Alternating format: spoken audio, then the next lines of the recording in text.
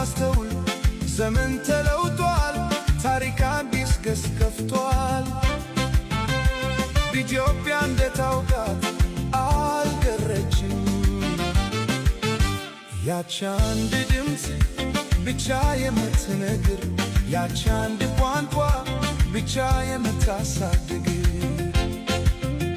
ያች አንድ ባንዲራ ብቻ የምትያዝ አሁን በጊዜ እጅ ጠፍታለች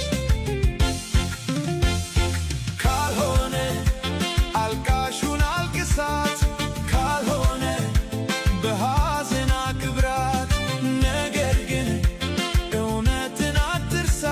አዲስ ኢትዮጵያ ተወልዳለች ዛሬ ያለች ኢትዮጵያ